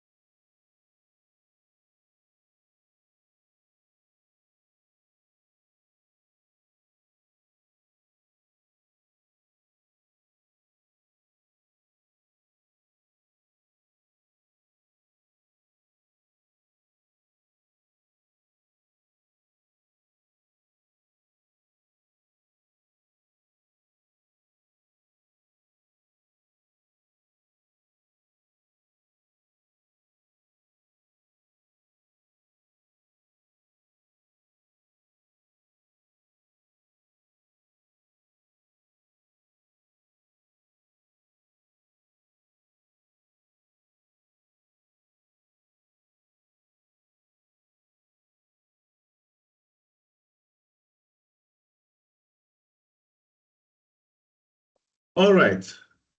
So again, what should the project manager have done to avoid this situation? This is the third type of question. In this case, the answer is a plan, right? Is a plan. And what is a plan? Plan is a document or at least an artifact that describes how we're going to do something, whether it's finance, communication, stakeholders, whatever, right? So that's it. So if we look at this, during the execution of Agile, several project stakeholders complained that recent project decisions were unclear and misunderstood, leading to rework and delay. So this is a problem. The project manager confirmed that status reports were distributed regularly based on time, insight. So it means everything looks to be working. However, things are not going well, same like the previous situation. So what we do, we need to ensure that stakeholder communication needs were analyzed because maybe we just did it blindly, right? So there is two possibilities. Yes, maybe the questions are easy. My goal today was to give you some more tips how to handle questions, right? If you start to use this methodology on your simulation, whatever you have, or if you want to test very hard questions, we do have some very, very tough questions where you can test 63 questions you could test. I will share the link at the end. Now we have like, I don't know, 25, 20 minutes. If there are open questions, let's go ahead. Mimi, now maybe it's time to open the microphone. So you could ask me questions on anything, not just on these points we just discussed. It could be anything, right? I'm here for that. Thank you, Millie. Hopefully, if it helps, I'm happy. That's All right, so we're going to give the floor to Duncan. Duncan, can you open your mic, please?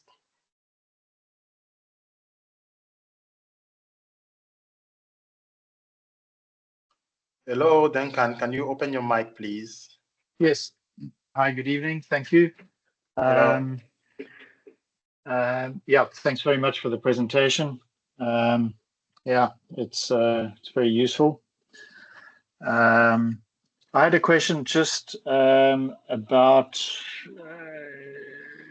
one of your initial slides where you said that the content of the exam was already changing sort of before whenever it was 1st of July. yeah. Could you just clarify that? Because I mean, a lot of people might have done their 35 hours of contact based on the PMBOK or PMBOK 7. Yeah. And so I'm just concerned, that if we're writing it in the next whatever, my plan is to write it obviously before it changes. But if it's already changing, obviously that's a little bit of a concern because I haven't even looked at the PMBOK 8. Well, it's not out yet as far as I know. So if you can just talk a bit about that. I mean, I was just a bit surprised. Yeah, I want to put a big disclaimer here, right? So this information is not, okay, we are on PMI channel, so maybe this is a wrongdoing from my side. Again, I am preparing my students to be ready, right? Why I am convinced that they are already injecting new questions, because inside your exam, okay, if you, okay, I don't see the pen. Oh, no, sorry. Yeah. So inside the exam, you have 180 questions till date, right? And you have 5 questions that are unmarked. So you'll be evaluated only on 175 questions. Did you know that? Yes, I did hear that. Okay. So there are 180 in the exam, but only 175 count, correct? Exactly. So my personal assumption is that PMI could use this this window to start injecting new questions to test them. Because in fact, in January, they run some, some pilot test in English. So those one who wanted to pass, yes, they run the pilot. So after this pilot, they get a lot of feedback, maybe some questions were too easy like mine today, or they were too difficult. No one even understand what they meant, right? So they need to revise them. So I'm telling people, if you have time, especially for you guys speaking English, you will not kill yourself by reading the PMBOK 8 because it's a optimized book on whatever you know already. There's nothing new there, right? But just read it out of curiosity. It will help you. So I'm not convinced. This is not like certainty, like I know. Even no one knows how much you need to pass the exam. Do you know that, right? We don't know. You pass the exam, no one knows whether you need 50, 60%, 70%. So anything we say is just like speculations, right? So it is. Okay, I understand Yeah. that. I Yes. got another question. And then every exam that's written, I presume it's different, correct? I mean, from one day to the next, it's never the same, correct? Not even one day. Let's say all of you here, 100 people, get to the same examination center. You sit on a different exam desks. Okay. Your exam will be different. The questions you have are not the question the second person gets. Okay. However, they test you on the same thing in different style. For example, PMI want to test whether you understand the burn down chart. You will get the graphic. Someone else will get just text question, but the end goal is the same. They want to know if you understand how to interpret the burn down chart. Copy. Thank you. Yeah. You're welcome. Okay. Any other question? Yes, Abdul. Hello, Abdul. You can open your mic, please.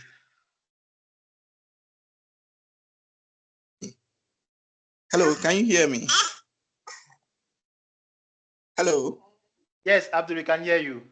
Yes, we can hear you. My question, I have been following your presentation, and I can see your questions are fairly easy to answer.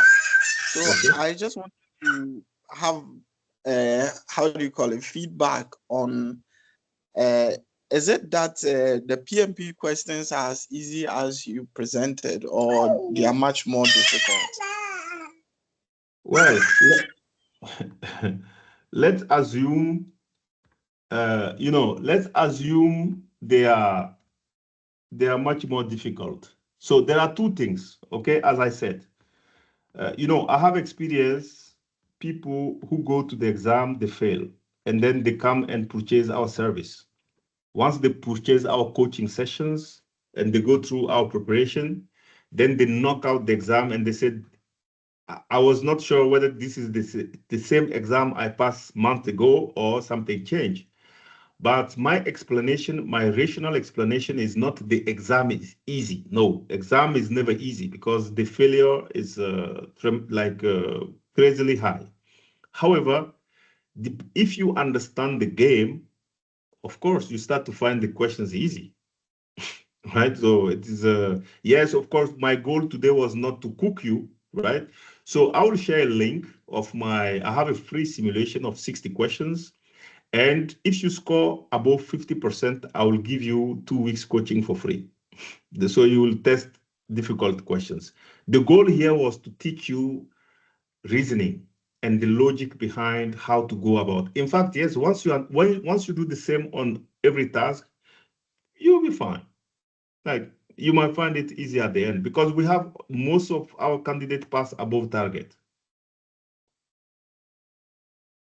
Okay, so in terms of difficulty, I don't know. I'm just like you. We are just playing lottery here. Okay.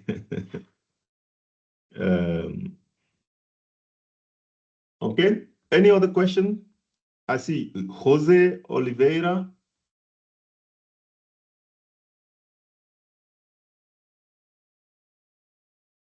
Hello, Rose, you can open your mic. Okay, thank you. Good evening, Mr. Bauer. Good evening, everyone. First of all, I want to thank you for this very good, insightful presentation.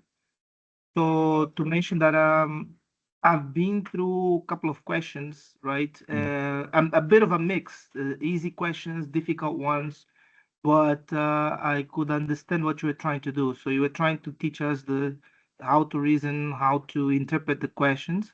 And once we Yes. are able to see the scenarios there, then I think we are able to answer them regardless of what type of question. But if we're trying to keep the principles, as you were trying to show us here, doesn't matter if it's too difficult or too easy.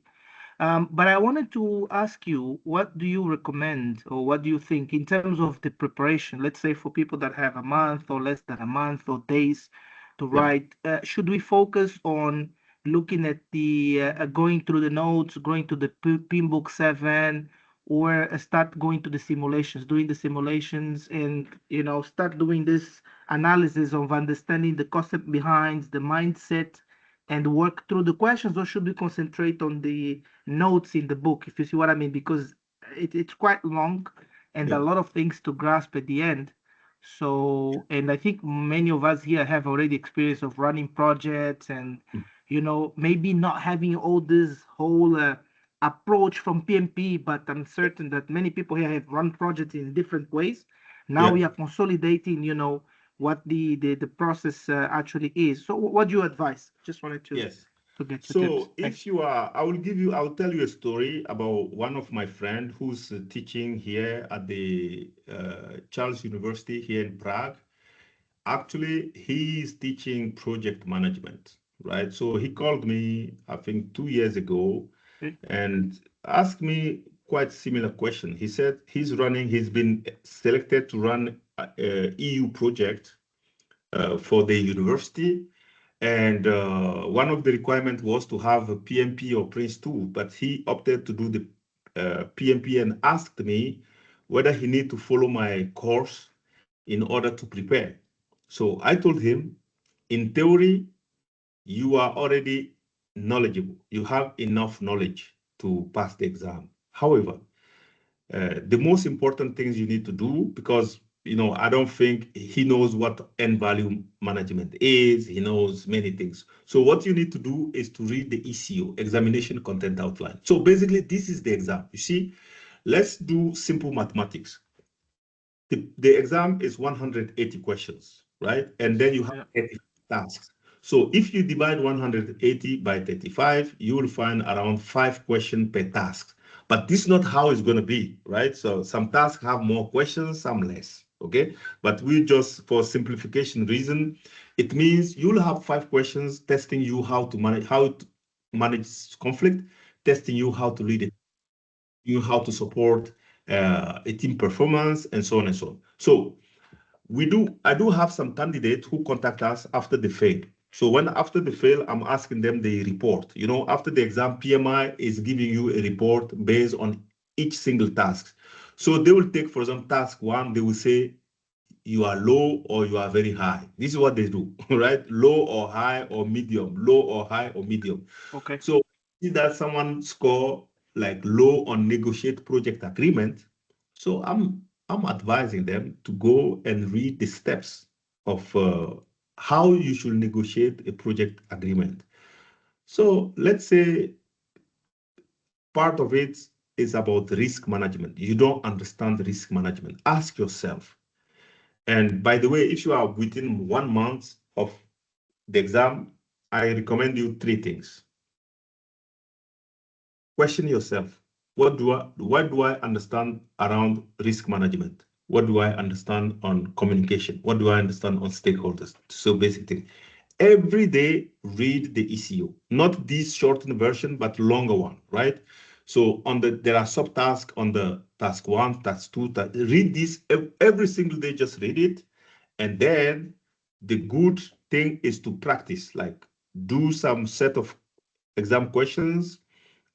Make sure, I know some candidates don't want to do 180 questions before they go the exam, and I think this is a bad practice. At least make sure you simulate 3 to 4 times 180 questions, putting yourself under this stress of reading 180 questions, because on the day of the exam, some candidates fail not because they don't understand the topic, they fail simply because they are tired. They are simply physically tired and reading 100 questions at a time. Even if they will give you a report, you say, how come I missed this, right? So it means your physical preparation also is important. Test yourself physically, whether you are up to think for 4 hours, without, and I do not recommend people to do the exam in the evening. Some people like to do the exam in the afternoon because they think this is the only time they have. This is wrong, because once you wake up, your brain is already working.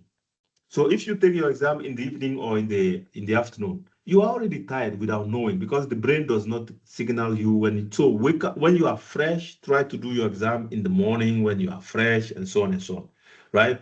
And try to exercise, be physically a bit fit, and read the ECO and simulate. ECO, simulate feedback, ECO, simulate. If you have some note, great, read the note, and so on and so on. There's no need to start following some heavy course if you are at 1 month. So usually our candidates, we have to declare them they are ready, then they start booking an exam. No one books an exam ahead of time in my company. So once you start scoring 80% and above on our simulator, then we tell you, my friend, you are ready, book the exam. And usually they book the exam within 2 weeks, within a week, or something like that. Okay, no, that's well noted. Thanks for the insights. Yeah, you're welcome. Thank you, Hailu Tegenau. Yeah, so thank you very much. I see David Ogeno. You have a question?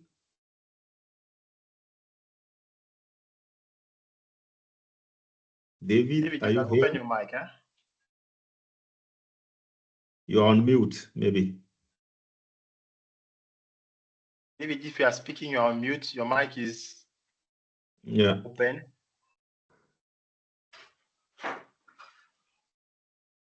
So I will put here my email.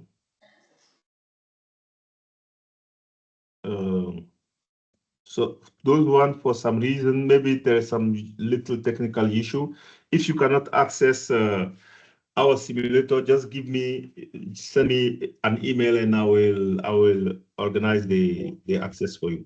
Maybe there is some little issue. I wasn't checking this before.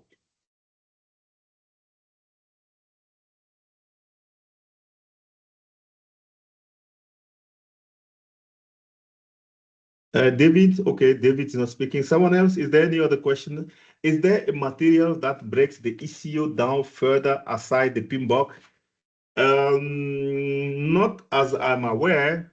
I told you I'm releasing a book, and this will be the work I will be doing inside the book. This is a part of the book will be to break down ECO and other concepts. So, I mean, nowadays with ChatGPT, you could do. I gave you some. I mean, the way you could do the same with all the tasks, and you start to see like, oh, everything. Then you start to see patterns, right? Like what do you need to focus on. Okay. Okay. Any other question? Seems like there's no other question. So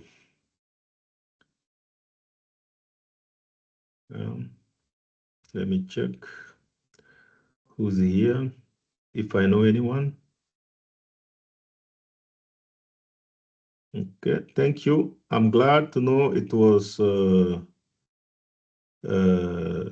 When do I have session? I don't know. I mean, I think I plan to do 3 sessions this year, but I'm not sure when is the next one.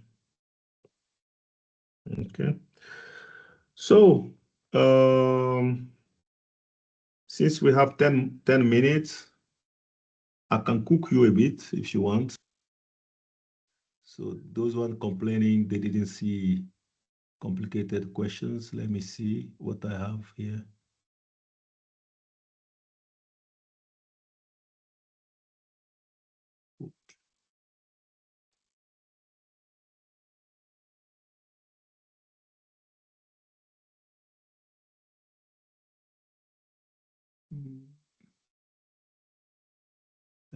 take this one. So let's do this question. Okay, it is out of my presentation scope today, but we can wrap up with this one.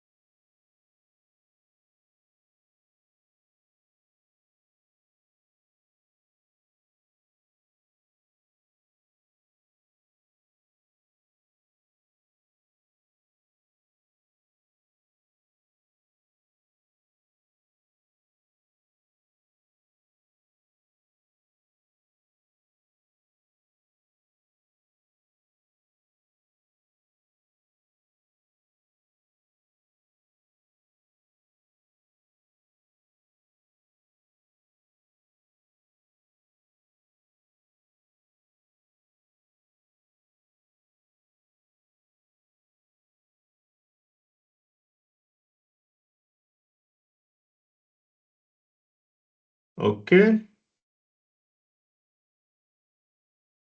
So let's, I start to see different answers. Not like before it was brr, beep, beep, beep, beep, beep, beep, beep, beep, right? Okay, good.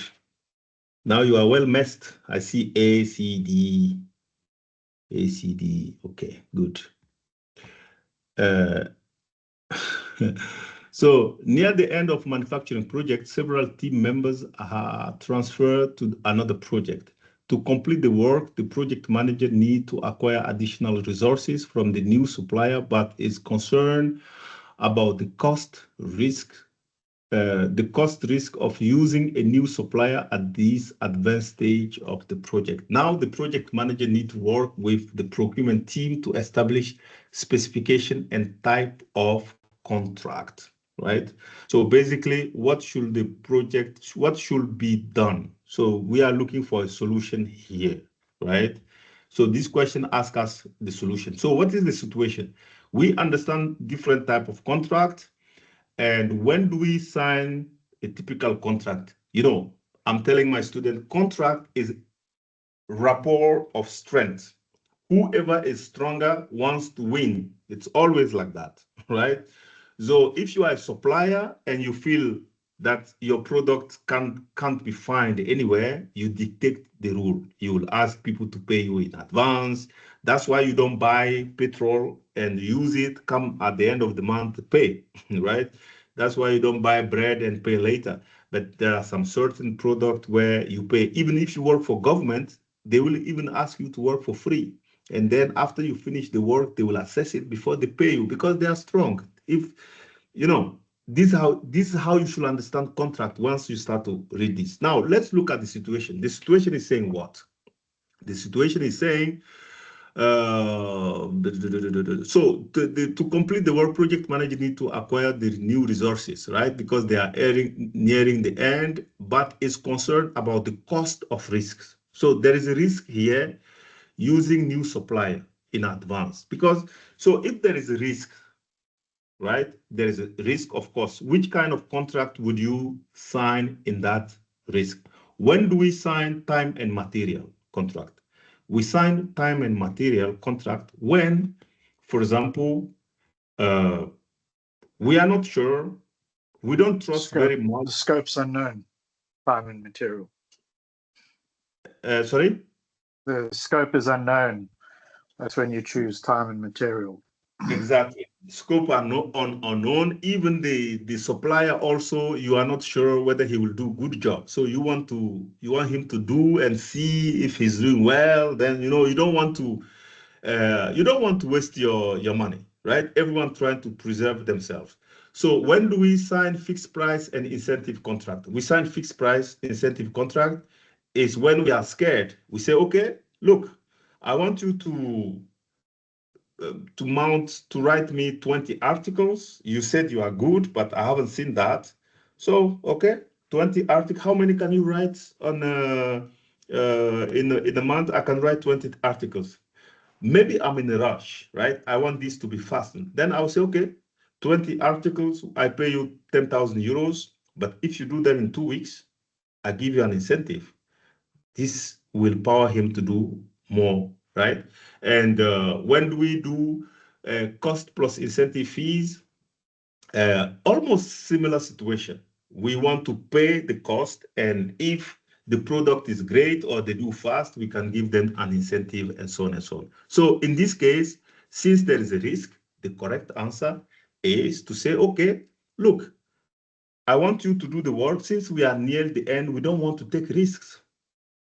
Here's our project. We are in trouble. If you save us, if you do it well, then we pay you. Because what happens if I sign fixed price contract and then he doesn't deliver, right? Then I'm risky. I'm in the risky situation. So in this kind of situation, the project manager will take less risk, making sure in case this one deliver, I will pay him some minimum, which I negotiate. And if he delivers well, then I give him an incentive. Then it's a win-win situation. Clear? Are you happy now that you all miss? Welcome to Papana Nkukao. Thank you all for nice evening and great. Good luck for your preparation. And PMP is not about knowing the books by heart.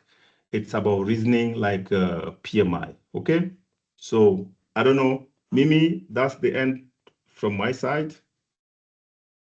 Thank you so much, Mr. Abalo. You know, I can't add more because the comments, the accolades from the entire audience witnessing on my behalf. Thank you very much. I'm sure we really want to have you back. We will definitely have you back. And before leaving, I want you again to just post on the chats for those who might have missed your contact details, your LinkedIn profile, and all that. So please, guys, do not hesitate to link with Mr. Abalo during your journey, you know, to the PMP. Even those who are about to write the exam, let's say next week or maybe at the end of the month, you can still liaise with him and try to get more insight. So thank you very much, Mr. Abalo. Thanks for your time. We do appreciate, and thanks My for pleasure. always being available to help our dear candidates to make it. And on this note, I would like to say good luck to all those who write before our next session. So we'll meet again on Tuesday for another set of revision session with another expert. But on these notes, I want to say good night to everyone and see you soon. Thank you very much and bye-bye. Thank you, Mr. Abalo. Thank Cheers you. in Good Prague night. there. Good Yeah. night and good luck for the exam. Keep posting in the group. I'm reading that, and yeah, it is a pleasure. Thank Ciao, you. ciao. Awesome. Thank you, Bye-bye. Olga. Ciao. Bye.